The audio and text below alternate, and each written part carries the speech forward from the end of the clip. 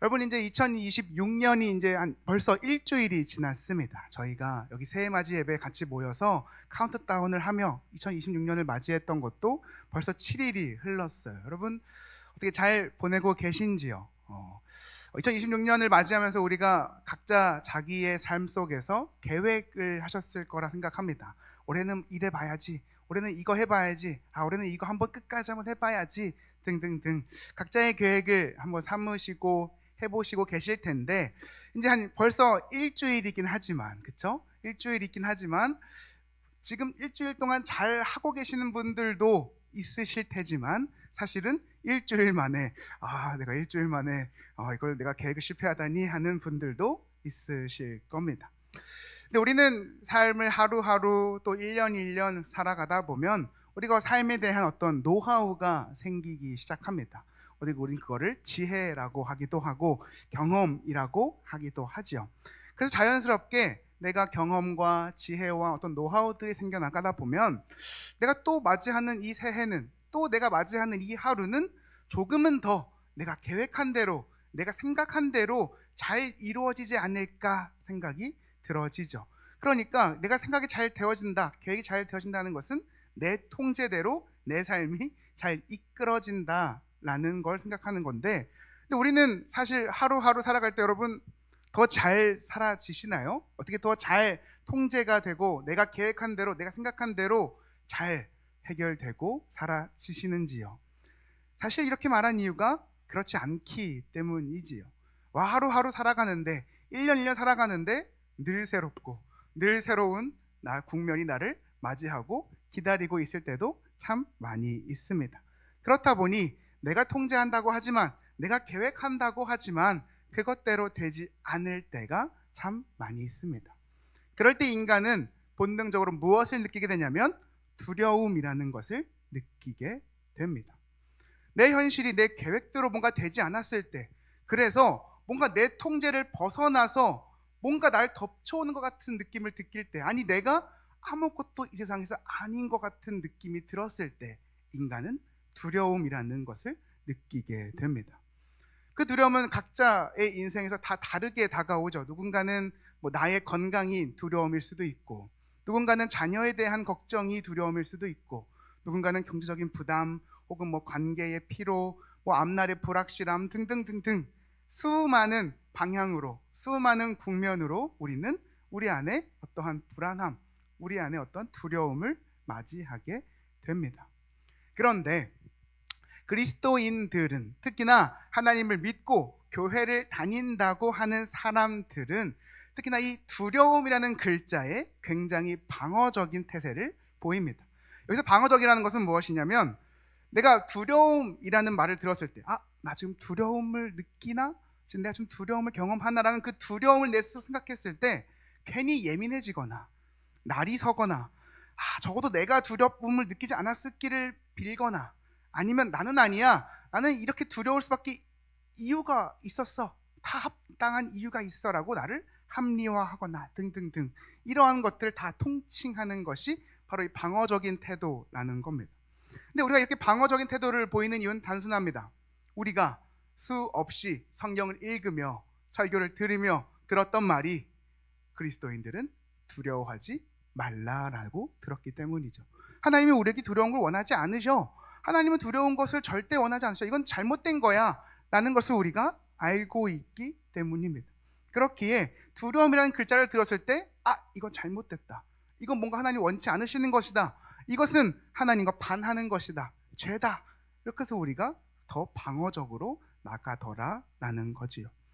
그런데 사랑하는 여러분, 근데 진짜 두려움이 나쁜 걸까요? 진짜 그 두려움이 정말 조금 더 속된 말로 악한 걸까요? 하나님이 분명 우리를 지으실 때 이 두려움이란 것도 분명히 지으셨기에 우리가 그것을 느끼는 걸 텐데, 그렇다면 우리가 왜 이 두려움이라는 것을 가질까요? 하나님은 왜 굳이 두려움이라는 걸 만드셔서 왜 나에게 이런 죄책감을 주시는 거야? 이런 생각을 해보시지는 않으셨는지요? 우리 스스로 이 두려움이라는 감정을 어떻게 우리가 해결할 수가 없습니다. 아무리 두렵고 싶지 않아도 우리 스스로 두려운 마음을 떨쳐낼 수가 없습니다. 왜요? 우리는 그런 존재가 아니기 때문이지. 그렇다면 반대로 생각해 보면 내가 이 두려움이란 걸 내 스스로 없애고 안 하려 하고 멀리 할 수 없으면 분명 하나님이 내 안에 있는 이 두려움이란 걸 가지고 나에게 원하는 것이 있으시지 않을까라고 우리가 생각해 볼 수 있더라라는 거죠. 그러면 우리가 이 신앙생활을 해가며 우리가 정말 그 하나님이 우리에게 원하시는 길, 즉 예수님이 우리를 위해 오셨고 걸어가셨던 그 길을 따라가려면 우리는 어떻게만 막 두려움을 안 가지려 하고 두려움을 없는 척하고 나는 두려움과 전혀 상관없는 사람이야 아닌 척하는 것이 아니라 나에게 다가온 그 두려움을 가지고 하나님이 어떻게 원하시는 길을 갈 수 있을까 고민하며 생각해보며 그 길을 가는 것, 그것이 진짜 그리스도인들이 해야 되는 길이 아닐까라는 생각을 해봅니다. 그래서 오늘 우리가 함께 이 시편 14편의 이야기를 한번 여러분이 함께 묵상하시고 또 보시면서 오늘 이 두려움이라는 이 주제를 함께 우리가 묵상했으면 좋겠습니다. 과연 하나님이 나에게 이 두려움이란 걸 느끼게 하셨을 때, 경험하게 하셨을 때 나에게 무엇을 원하시는 걸까? 내가 어떻게 하기를 원하시는 걸까? 라는 생각을 해보시며 묵상해 보는 시간 되시기를 주님의 이름으로 간절히 소망합니다. 첫 번째로 두려움이라는 것은 두려움의 방향을 우리는 바꿔야 합니다. 하나님은 오늘 우리에게 두려움의 방향을 바꿔야 한다라고 시편 14편을 통해 우리에게 말씀하고 있으십니다. 함께 우리 시편 14편 1절의 말씀 한 목소리로 읽어보겠습니다. 시작. 어리석은 자는 그의 마음에 이르기를 하나님이 없다 하는도다. 그들은 부패하고 그 행실이 가증하니 선을 행하는 자가 없도다. 어리석은 자는 그의 마음에 이르기를 하나님이 없다 한다라고 오늘 성경은 말하고 있습니다. 여기서 말하는 어리석음이라는 것은 단순히 지식이 부족하고 좀 몰상식하고 그런 것을 넘어서 하나님을 두려워하지 않는 삶의 태도인 사람들을 향해 말하고 있는 겁니다.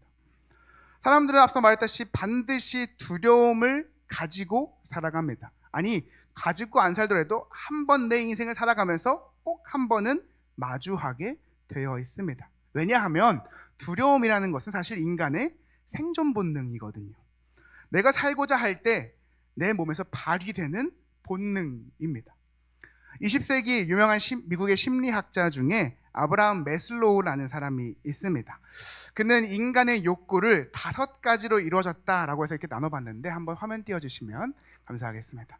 여러분도 한번 보셨을 분도 있으실 겁니다.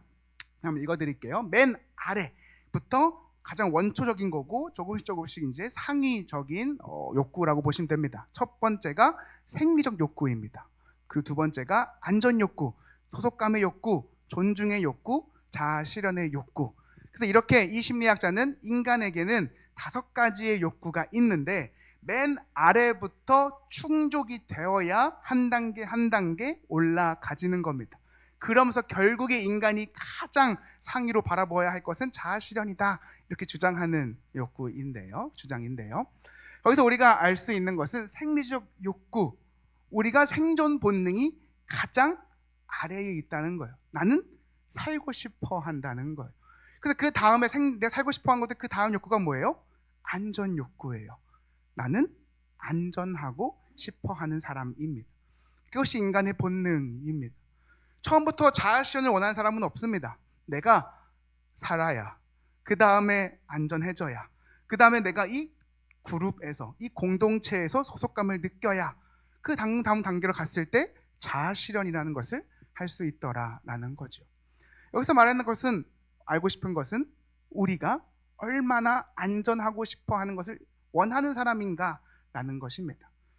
우리가 알게 모르게 우리는 살고 싶고 안전하고 싶습니다. 그래서 우리는 두려움이라는 것을 경험하게 됩니다. 그렇기에 이 두려움이라는 것은 죄악이나 하나님으로부터 그릇된 것이 아니라 하나님께서 우리에게 주신 창조 질서이며 자연스러운 것입니다. 내가 생존하고 내가 안전을 요하기 위해 필요한 것이지요.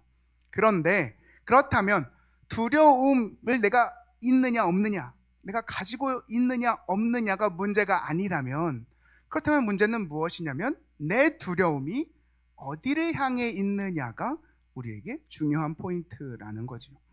앞서 읽은 1절의 말씀, 어리석은 자는 하나님이 없다라고 한다고 하죠. 근데 이런 생각이 드실 겁니다. 나는 하나님이 계신 거 알아. 너무 잘 알아. 하나님 살아계시고, 하나님 위대하시고, 능력이 있으시고, 난 하나님 살아계신 거 알겠어. 나는 그럼 저 어리석은 자랑 나랑 해당되지 않지 않나? 라는 생각이 들 수도 있죠. 그런데 오늘 이 질문을 시편 62편 1절에 그 해답이 나와 있습니다. 대표로 읽어드리겠습니다. 나의 영혼이 잠잠히 하나님만 바람이여 라고 다윗이 고백하고 있습니다. 사랑하는 여러분, 방금 제가 강조한 하나의 단어가 있습니다. 나의 영혼이 잠잠히 하나님만 바람이랍니다. 하나님만. 그렇습니다. 사실 우리가 두려움에 먹히는 이유, 두려움을 우리가 경험하는데 그 두려움에 매몰되는 이유는 하나님 살아계신 거 알고 하나님이 이 땅에 역사하시는 거 아는데 하나님도 두려운데 하나님과 같이 두려운 것들도 우리가 많이 있기 때문입니다. 우리가 하나님만 두려워하지 않기에, 하나님만 원하지 않기에 우리가 이 두려움에 매몰될 수밖에 없더라라는 거죠. 당장 나에게 처한 상황이 두렵고, 또 내 자녀의 앞날도 두렵고, 건강도 두렵고, 수없이 하나님과 똑같이 두려운 것들이 많구나라는 것을 우리는 우리의 삶을 돌아보며 알 수 있더라라는 거죠. 그렇기에 우리는 하나님이 살아계신 것을 알지만 동시에 하나님이 두렵지만 하나님만 두렵진 않습니다. 하나님과 똑같이 내 옆에 있는 내 상황과 현실과 염려들이 두렵습니다. 그런데 우리는 그래서 하나님께 하나님 아시잖아요. 우리가 이럴 수밖에 없는 거 합리화해 보려 하지만 우리 하나님은 나의 이 태도를 보시고 이렇게 말씀하십니다. 오늘 본문 2절과 3절의 말씀입니다. 우리 한 목소리로 같이 읽어보시겠습니다. 시작. 여호와께서 하늘에서 인생을 굽어 살피사 지각이 있어 하나님을 찾는 자가 있는가 보려 하신즉 다 치우쳐 함께 더러운 자가 되고 선을 행하는 자가 없으니 하나도 없도다.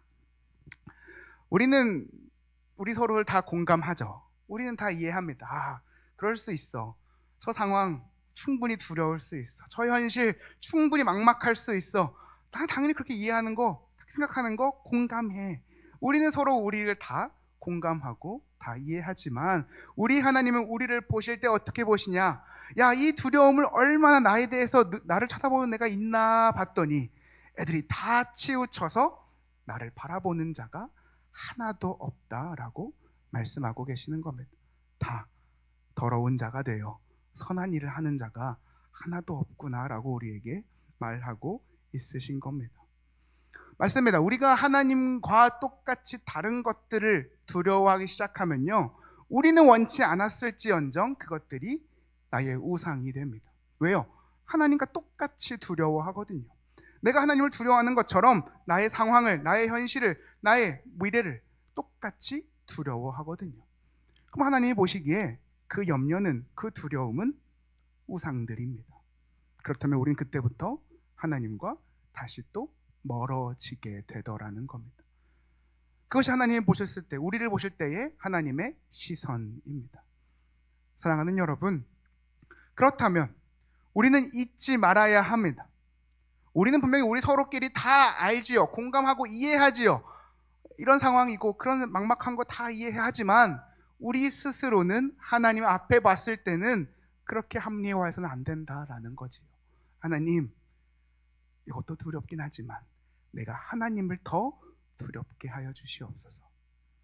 내가 하나님을 더 두렵고 떨려서 이것보다 하나님을 바라보게 해달라고 우리는 하나님께 고백하셔야 합니다. 그것이 바로 하나님이 우리에게 원하시는 두려움이더라라는 겁니다. 어느 한 형제가 있었습니다. 이 형제는 교회의 상처를 입고 잠깐 떠났다가 다시 이렇게 어떠한 공동체, 교회 공동체를 통해 모이기, 예배를 시작하고 다시금 그 신앙을 시작한 청년이 있었습니다. 근데 이 청년이 이제 한 목사님을 만나서 이렇게 교회에 다른 신앙을 회복하고 있었는데 이 청년에게는 한 가지 문제가 있었습니다. 왜냐하면 그 형제는 공황장애라는 병을 앓고 있었거든요. 그래서 이 공황장애가 일어나면 발작을 하는 청년이었습니다. 그래서 막 어느 한날 이제 예배 시간 동안 뜨겁게 하나님을 찬양했습니다. 뜨겁게 기도하고 눈물로 서로 호응하며 서로도 포옹하며 서로 또 기도해주며 간구해주며 하나님이 나와 함께 하실 거다, 힘을 주실 거다. 일주일간 형제님 함께 우리 한번 해봐요, 싸워봐요, 우리 함께 하나님 붙잡고 살아봐요. 다 그렇게 결단하고 이제 보냈습니다. 근데 이 목사님이 다 그 청년을 보내고 그날 새벽에 갑자기 한 문자가 오는 겁니다. 띠링 하고 문자가 왔는데 오타가 굉장히 많은 문자였습니다. 근데 대충 한번 그것을 읽어봤을 때 뭐라고 하냐면 그 청년에게 목사님, 저 꼭 이겨낼 거예요. 저 두려움에 지지 않을 거예요. 끝까지 쓰러지지 않을 거예요 라고 왔답니다. 근데 그 순간 목사님은 딱 알아챘던 거죠. 이 청년 지금 공황 발작이 왔구나 라고 하는 거죠. 그 막 오타 가운데에 어떻게 띄엄띄엄 얘를 읽었을 때 이 청년이 공황 발작이 오면서 이 목사님에게 편지를 보낸 거죠. 목사님, 저 끝까지 하나님 놓치지 않고 버텨볼 거예요. 나 지지 않을 거예요. 우리 하나님과 저는 싸울 거예요 라고 하면서 그 와중에 보냈더라라는 거죠. 그래서 그 목사님이 이제 그 청년에게 문자를 똑같이 보내셨답니다. 괜찮아요. 아무 일도 없을 거예요. 잘 이겨내고 와요 라고 보냈지만 그 목사님이 그 문자를 보내고 너무 마음이 안 좋아서 엉엉 우셨답니다. 그 이유는 하나님께 너무 억울했다는 거예요. 하나님이 너무 원망스러웠다는 거죠. 하나님, 이건 아니잖아요. 방금 우리 오늘 주일날 그렇게 뜨겁게 하나님 고백하며 하나님께 올려드렸던 그 기도 주님 들으셨잖아요. 이 청년이 어떻게 살겠다고 발버둥 치는 거 주님은 들으셨는데 어떻게 이날 밤 또 그러세요? 어떻게 이 청년을 또 이렇게 버리시고 내버려 두실 수 있으십니까? 되게 서운하고 또 원망하는 마음을 하나님께 올려드렸다고 합니다.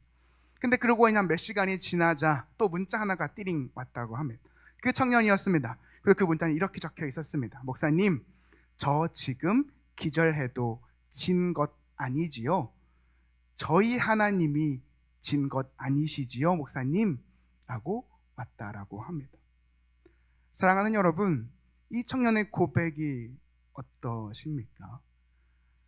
내가 지금 쓰러져 가고 발작이 일어나고 또 나에게 어떤 두려움의 순간이 왔을 때 이 청년은 하나님과 나와 함께 하셨다는 지지 않는 것을 붙잡았습니다.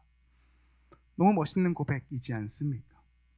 그렇게 기도하고 돌아갔는데, 그렇게 뜨겁게 예배하고 뜨겁게 하나님께 간구하고 돌아갔는데 돌아온 현상이 또 공황 발작이었을 땐 그 누구도 이렇게 고백하지 않을 겁니다. 하나님, 또 나를, 내 기도는 도대체 어디로, 이런 생각을 들지 않겠습니까? 그런데 나는 어떻게든 승리해 보겠다고 다짐하고 또 다짐하고 있는 청년의 고백을 우리는 마주하게 됩니다. 사랑하는 여러분, 우리는 이 고백이 우리의 고백이 되었으면 좋겠습니다. 내 앞에 있는 어떤 상황과 현실이 당장 오늘 우리가 같이 예배드리고 기도하고 집으로 돌아갔을 때에 똑같이 청년과 같이 하나님, 내 기도 정말 안 들으신다. 진짜 하나님, 내 간구는 듣고 계시긴 한 걸까? 왜 이루어지지 않는 걸까? 이런 생각이 들더라도 그 상황에서도 우리 하나님을 붙들어 보시는 저와 여러분, 우리 모두가 되기를 주님의 이름으로 간절히 소망합니다.